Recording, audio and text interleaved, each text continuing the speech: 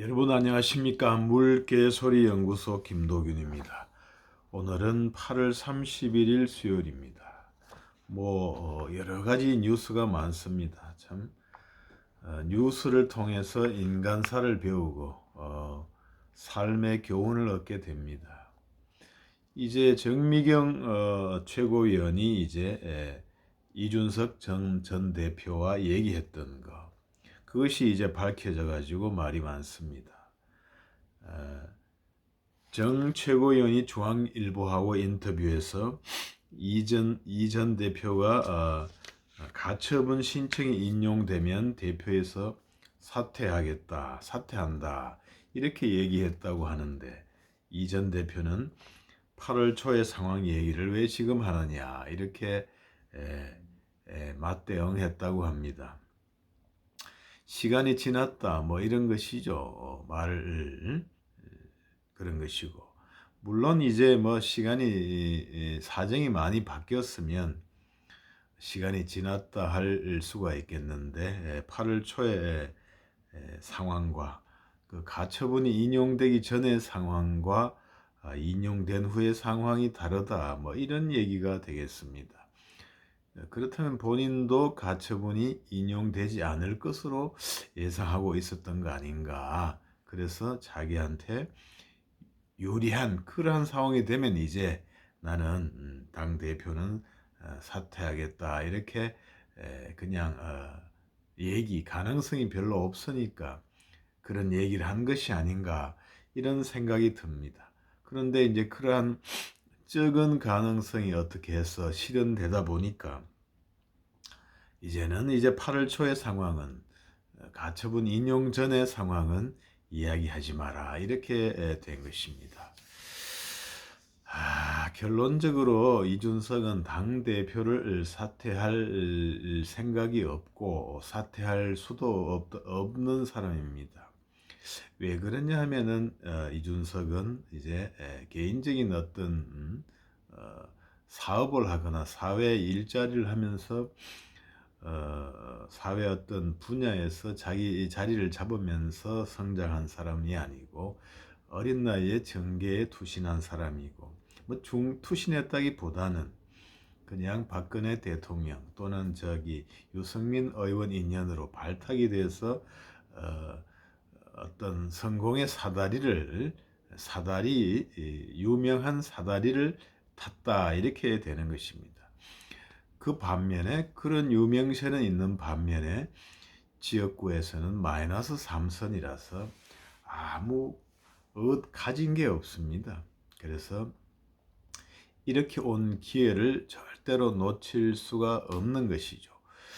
당의 어떤 타격이라든가 가처분으로 있는 어떤 타격이라든가 이런 것보다는 지금은 본인의 어떤 근곤일척, 본인의 인생을 걸고 한판 승부를 거는 것인데, 무엇을 생각하겠습니까? 그래서 사퇴한다라든가 이런 것들은 전혀 생각이 없는 것이죠. 언제 다시 기회가 오겠느냐 이런 얘기입니다. 지금 그만두면, 예전에 많은 사람들이 사퇴하고 좀 쉬었다가 공부하고 오라, 미국 유학 갔다가 오라 이렇게 권하기도 원로들이 했지만, 그렇게 되면 나에게 다시 이런 기회가 올 것인가 이런 문제가 있죠. 사실 그러한 기회가 올지 안 올지는 사실 장담할 수가 없는 것입니다.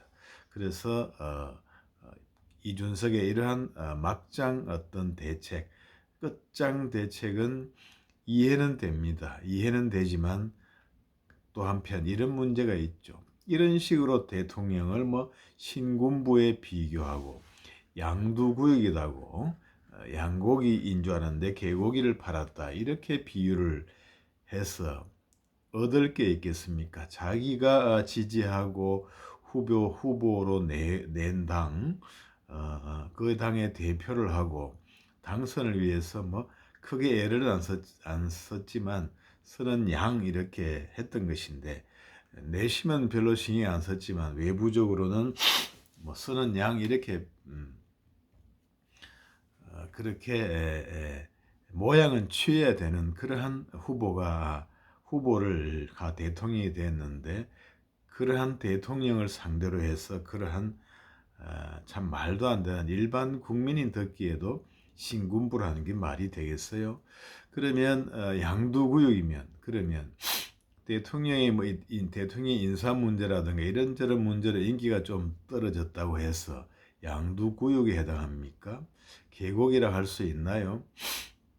많은 사람들이 검찰총장으로 있던 사람을 불러내서 수십 년, 뭐 수년 내지 수십 년 정계에 있던 이낙연이라든가 무슨 다른 이재명이라든가 이쪽 국힘당의 다른 수십 년 정치하던 사람들을 다 제치고 대통령이 된 사람인데 그러한 사람들이 단순히 양두구역이다, 계곡이에 불과하다 이렇게 될 수는 없는 것이죠. 이러한 어떤 미천을 드러내는 발언, 그리고 그릇의 편협함 이런 것들이 때문에 이렇게 싸워서 이길 수는 법률상 이렇게 가처분 1라운드에서는 승소를 했지 않습니까? 그런데 이렇게 과도한 어떤 주워 담을 수 없는 그런 발언들 말하자면 이혼 부부지간에 이혼 싸우는데 너무 과도한 욕을 하고 얘기를 했다 이것입니다. 그래서 그 상처가 너무 심하고 그 사람의 근본을 봐버려 가지고 다시는 주워 담을 수가 없고 이 사람하고는 안 되겠구나. 저 사람은 안 되겠구나. 이런 그러한 마음을 국민들에게 심어 주었다. 그리고 지지자들에게도 심어 주었다. 이런 측면이 있지 않겠습니까? 그렇게 되면은 결국에는 이렇게 지금 싸울 수밖에 없는 입장이겠지만 이렇게 싸워서 얻을 수가 있겠습니까?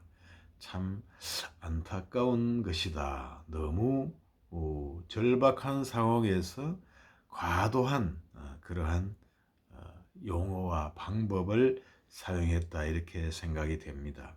그리고 과거의 이준석의 행적을 보면 어떤 사과라든가 이런 것들은 또 잘 안 하는 스타일이기 때문에 그 대통령의 윤석열이 되면은 지구를 떠나겠다 이렇게 얘기를 했지 않습니까? 실제로 됐으면 뭐라도 자기 발언에 대해서 어떻게 해서 잘못되었다, 내가 잘못 판단했다, 보는 눈이 부족했다, 뭐 이런 얘기를 해서 이렇게 어떤 그것을 수습을 해야 되는데 그냥 슬그머니 넘어가는 그렇게 해가지고는 문제가 해결이 되지 않죠. 그래서 이 문제도 결국에는 쉽게 이것이 봉합이 될 수 없는 것이다. 그래서 결론적으로는 말에 신뢰도가 없는 책임감이 없는 사람하고는 오래 같은 배를 탈 수는 없다는 것입니다. 다른 정당, 상대 정당, 적국이랑 어떤 일시적인 어떤 분야에 협의를 하고 어떤 점에 대해서 군사 분야, 경제 분야의 어떤 합의를 하고 할 수는 있겠지만 이 내부의 사람들은 모든 분야에서 함께 나가야 할 사람인데 그런 부분에서는 어떤 이렇게 신뢰도가 없는 사람하고는 장기적으로 갈 수가 없다. 신뢰도가 없는 말에 책임이 없는 사람하고는 오래 갈 수가 없다. 이런 점을 상기해야 되겠습니다. 결론적으로는 헤어지는 게 맞다. 이것이죠. 부부지간에 안 될 부부는 헤어지는 것이 타당하다. 이런 결론을 말씀드립니다. 그건 그렇고 참 또 이준석이가 의와 불의의 싸움이다 이런 얘기를 했다는데 참 황당한 얘기입니다. 이게 무슨 의와 불의의 싸움입니까? 성상납 의혹으로 촉발된 거 아니겠어요? 갈등은 있는 것이지만 그 촉발은 거기인데 촉발에 된 사건에 대해서는 별로 해명이 없고 딴 거 가지고 이제 무슨 권력 투쟁 그러한 것을 부각하고 있는 것이죠. 아무튼 안타까운 얘기라 안 할 수가 없습니다. 그 다음에 이제 경찰에서 이제 김혜경 씨 경기도 법카 유용 의혹. 김혜경 씨 이 배모 씨는 이제 영장이 기각되었죠. 사실 2천만 원이 횡령 어, 2천만 원이 이렇게 업무상 배임 그러한 금액이다. 그 금액 자체가 구속될 만한 금액은 아니죠. 그리고 뭐 보도에 보면은 이게 배 씨가 이 부분을 공탁을 했다고 하더라고요. 그러면 뭐 경기도를 상대로 해서 공탁을 했다. 그러다면 이제 피해가 회복이 재산 범죄에서 제일 중요한 것은 피해가 회복되느냐 문제인데 결국에는 피해가 회복되었다 이런 거 아니겠습니까?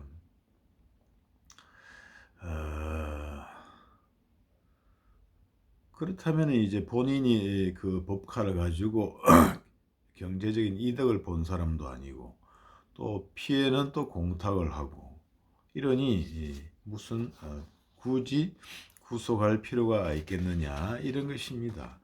근데 이걸 가지고 몇 달이고 올해 내내 수사를 하고 참 무슨 압수수색을 100여 군데 하고 뭐 생쇼를 경찰이 다 했는데 이제 와서 영장을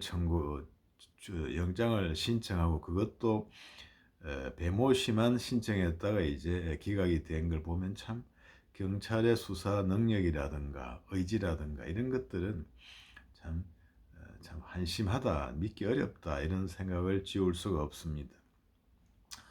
보통 이런 데는 이제 검찰 같으면 왜 그런지는 모르지만 검찰 같으면 이제 두 명을 한꺼번에 영장을 청구하는 경우가 많죠. 뭐 실제로는 한 명만 영장을 발부받을 요량으로 두 명을 이제 같이 청구를 하죠. 예를 들어서 김혜경 씨하고 배모 씨를 같이 청구하는 경우가 있죠. 그러면 판사 입장에서도 한 명은 또 발부하고 한 명은 기각하고 이렇게 해서 뭐 중간점은 간다 이런 그런 것으로 이제 발부를 할 수도 있는데 한 명만 또 공범으로 송치를 하면서도 본인이 그 법인카드의 수혜자도 아니고 게다가 공탁 손해 변제 공탁도 또한 그러한 사람을 상대로 영장을 청구한다. 영장을 신청한다. 참 발부받기 어려운 그런 상황이 아니냐. 그렇습니다. 자기가 이득을 취한 게 아닌데 그것을 영장을 구속을 하고 이득을 취했다고 국민들이 생각하는 사람은 청구를 안 하고 이거 형평에 안 맞아서 발부하기 어려운 거 아닌가. 금액도 크지 않고 이런 생각이 드네요. 아무튼 경찰이 오랫동안 그렇게 수사를 하고 뭐 압수수색하고 생쇼를 했는데 좀 초라한 결론이다 이런 것이죠. 그렇습니다. 아무튼 뭐 문제는 이제 법인 그것이 이재명 대표나 이렇게 공범으로 엮여질 수 있느냐 그리고 배모 씨의 어떤 지급된 임금 그 급여가 아예 전체 횡령 배임 금액으로 구성이 될 수 있을 것인가 이게 핵심적인 문제고 그렇게 그거에 따라서는 이제 크게 형이 될 수도 있는 그러한 문제라고 아니할 수가 없겠습니다. 자 그렇고요. 참 또 한 가지 해볼 얘기가 있는데 2022년 개정 교육과정에 고등학교 한국사 과목 시안에서 6.25 전쟁에 남침이란 용어가 빠졌다 이렇게 됐고, 교육부에서는 이 같은 사실을 인지하지 못했던 것으로 드러났다 이런 보도가 나오는데, 고등학교 한국사 시간에 어떻게 6.25 전쟁이 남침이라는 걸 빠지는 걸 어떻게 인지를 못하겠습니까? 그것이 대북관계에 있어서 핵심적인 얘기죠. 사실 남침이냐 아니냐 이런 거 사실 얼마나 중요한 것입니까? 뭐 전쟁의 기원이라 해가지고 뭐 온갖 원인을 찾는 것은 있지만, 갈등 관계가 있다고 해서 다 전쟁이 일어나지 않습니다. 그것도 그냥 가지고 있던 군사력을 가지고 그냥 이렇게 침략하는 그런 게 아니라, 엄청난 무력을 소련으로부터 지원을 받아가지고 오랫동안 준비를 해서 침략을 해서 일거에 밀고 내려와서 낙동강 전선까지 밀고 대구까지 밀고 내려온 거 아닙니까? 북침을 했으면 그렇게 당할 수가 있겠어요? 예? 그렇습니다. 아무튼 뻔한 것을 가지고 이렇게 무슨 남침이란 걸 용어를 빼고 또 뭐 전쟁의 기원이 뭐냐 이런 얘기를 하는 것은 다 의도가 있는 것이다 이렇게 볼 수밖에 없습니다. 참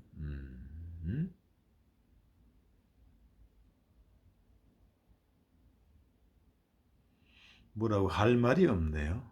뭐라고 전 정권에서 이렇게 참 여러 가지 대북 관계에서 유화적으로 굴종적으로 했던 그러한 영향이 아닌가 이렇게 생각이 됩니다. 공산주의자의 비위를 맞춰가지고 해결될 문제는 아무것도 없습니다.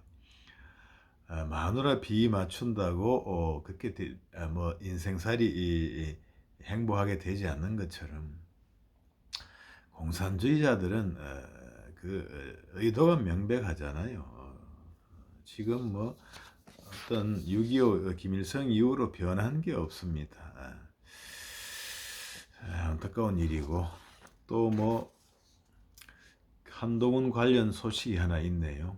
한동훈 이번에 론스타 배상액이 이제 2,814억 원, 2억 1,650만 달러를 이제 물어주라 이렇게 판정이 났는데,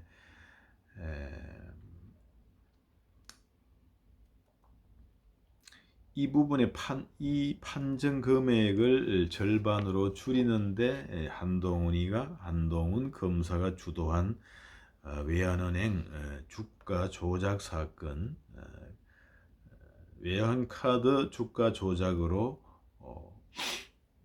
매각가가 떨어진 점이 인정이 되어서 주가 조작 사실을 감안해서 론스타의 과실을 50%를 상계를 해가지고 론스타가 입은 손해의 절반만 한국 정부에서 책임지라 이렇게 판정이 났다는 것입니다. 결국엔 론스타의 외환카드 주가 조작으로 해서 매각가가 떨어졌다, 헐값 매각이었다 이렇게 되는 건데, 그것이 자기 잘못이 50%다 이렇게 되었고 판정이 났고, 그것에 주가 조작 수사를 주도한 게 한동훈이었다 이렇게 됩니다. 참 한동훈 장관에게는 여러 가지 참 호재가 계속적으로 되네요. 여러 가지로 아무튼 운이 온 거는 같습니다. 그런데 이제 세월이 많이 남았어.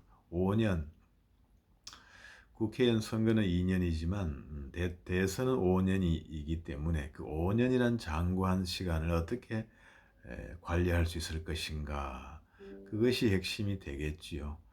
아무튼 무운을 빌어보도록 하겠습니다.